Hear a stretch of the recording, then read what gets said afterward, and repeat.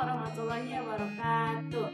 Alhamdulillahirrabbilalamin. An'ama binimatil imani wal islam. Wa nusalli wa nusallimu ala khairil anam Sayyidina wa maulana Muhammadin wa ala alihi wa sahbihi ajma'in, amma ba'du. Perkenalkan, nama saya Majara Fatimah, NPM 200-300-3795. Saya merupakan mahasiswi Institut Agama Islam Darussalam Ciamis, Fakultas Tarbiyah semester 5D. Dalam kesempatan kali ini, saya akan menjelaskan tentang definisi euthanasia, macam-macam euthanasia aktif dan pasif, dan hukum euthanasia. Untuk memenuhi salah satu tugas mata kuliah Masa Ulul Fiqhiyah yang diampu oleh Pak Dede Darisman, SPDI, MPDI. Untuk info lebih lanjut, kita simak videonya. Nah, untuk penjelasan yang pertama yaitu definisi euthanasia. Euthanasia berasal dari kata Yunani dan thanatos. Mengandung arti bagus, indah, dan terhormat atau graceful atau dignified. Sedangkan thanatos mengandung arti mati atau mayat. Jadi thanatos secara etimologis dapat diartikan sebagai mati dengan baik atau a good death.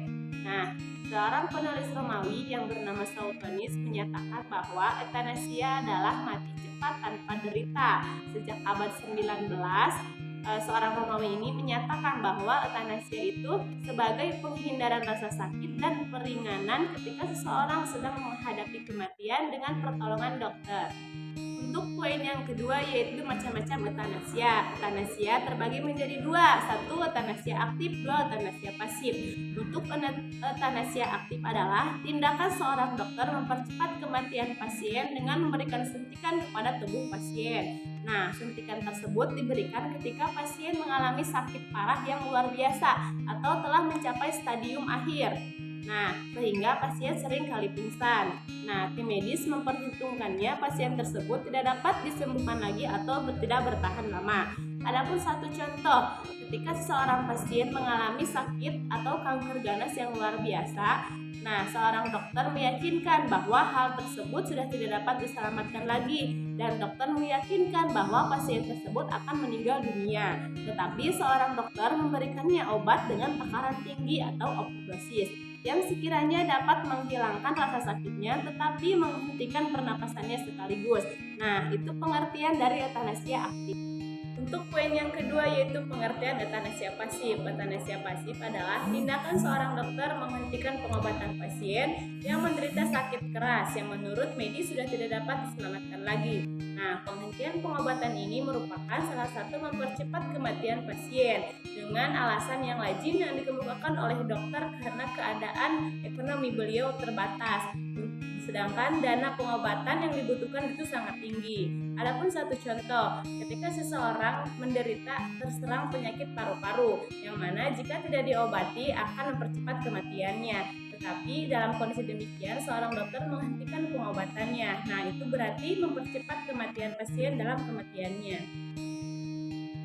Nah, dalam masalah euthanasia, para tokoh Islam di Indonesia sangat menentang dalam melakukan euthanasia.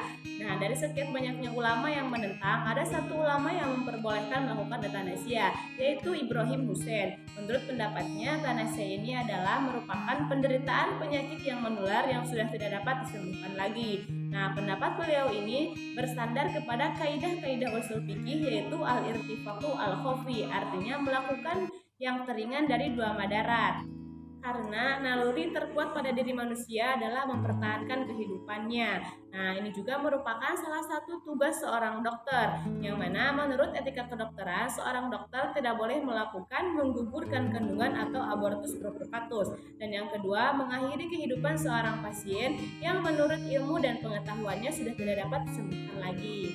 Untuk poin yang ketiga yaitu hukum euthanasia. Nah, dalam syariat Islam, Islam menjunjung tinggi dan menghormati hak hidup bagi manusia karena seorang muslim diciptakan untuk selalu berjuang dan selalu optimis dalam menghadapi setiap musibah. Karena seorang muslim diciptakan untuk selalu berjuang dan bukan hanya tinggal diam, untuk berperang dan bukan untuk berlari.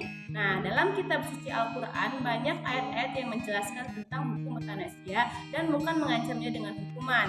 Di antaranya yaitu Quran Surah Yunus ayat 56 yang berbunyi Bismillahirrahmanirrahim wa huwa yuhyi wa yumitu wa ilaihi turja'un. Dialah yang telah menghidupkan dan mematikannya dan hanya kepadanya kamu dikembalikan. Yang kedua yaitu Surah Al-Isra ayat 33 yang berbunyi wala taqtulun nasalati haramallahi illa bilhaq yang berbunyi dan janganlah kamu membunuh jiwa-jiwa yang diharamkan oleh Allah atau membunuhnya kecuali dengan alasan yang benar. Alhamdulillahirrahmanirrahim. Cukup sekian pemaparan materi dari saya. Semoga bermanfaat. Wassalamualaikum warahmatullahi wabarakatuh.